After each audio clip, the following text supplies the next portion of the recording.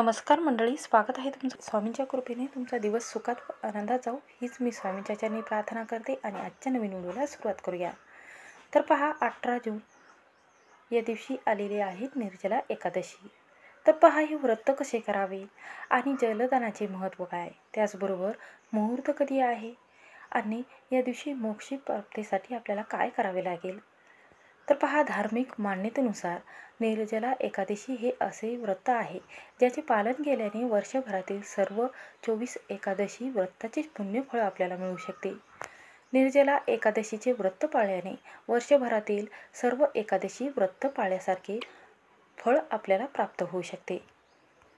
यावर्षी निर्जला एकादशीचे व्रत मंगळवारी 18 जून रोजी आहे।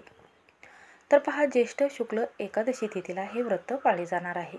यंदा ही तिथी सोमवार 17 जून रोजी सकाळी 4:43 वाजतापासून 18 जून रोजी सकाळी 7:28 पर्यंत आहे।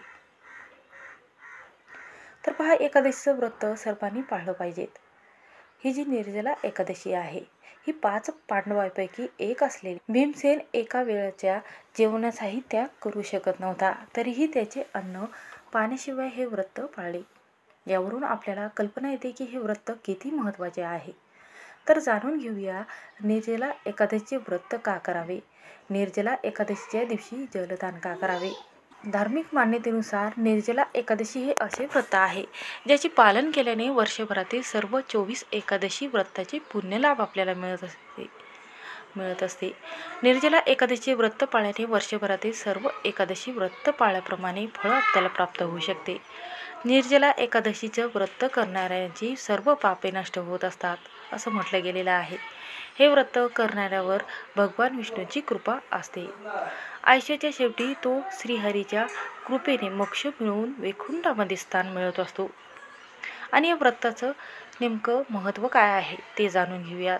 तर पहा, पौराणिक कथेनुसार वेदव्यासाच्या सांगण्यावरून भीमसेन यांनी निर्जला एकादशीचे व्रत केले होते। त्यासाठी हे खूप कठीण होते, कारण तो उपाशी राहू शकत नव्हता। पण नरकात जाण्याच्या भीतीने त्यांनी वेदव्यासजीचा सल्ला घेतला होता। निर्जला एकादशीच्या दिवशी व्रत केल्यास सर्व पापापासून मुक्ती मिळत असते आणि शेवटी स्वर्गप्राप्ती होत असते अशी धार्मिक श्रद्धा आहे।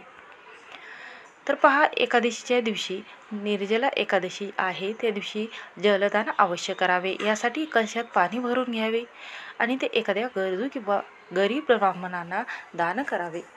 निर्जला एकादशीला जलदान केल्याने सर्व प्रकारच्या समस्यापासून मुक्ती मिळत असते।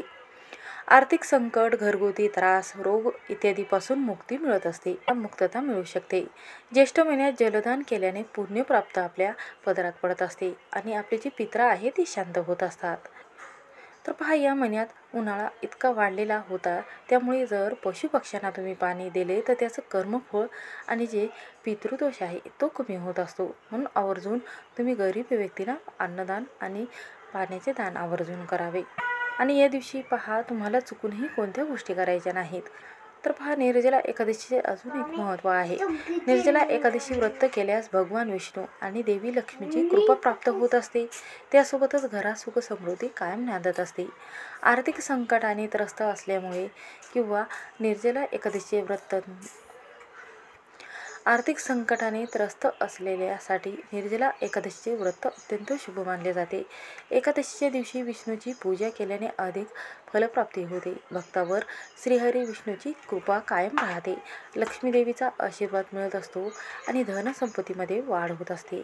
त्यामुळे या दिवशी चुकूनही तुम्ही मांसाहारी पदार्थ चुकूनही खाऊ नये। त्याचबरोबर जी वांग्याची भाजी आहे ती सुद्धा घरामध्ये बनवू नये, कारण जे वांग आहे ते मांसाहारी पदार्थामध्ये मोडलं जाते। म्हणून तुम्ही एकादशीच्या दिवशी चुकूनही तुम्हाला वांग हे वर्ज्य करायचं आहे। त्याचबरोबर तुळशीला पाणी तुम्ही टाकू नका, त्याऐवजी तुम्हाला तुळशीला जे कच्चं दूध आहे गाईचं ते टाकावं आणि त्यानंतर त्याचा रस आहे हा टाकावा।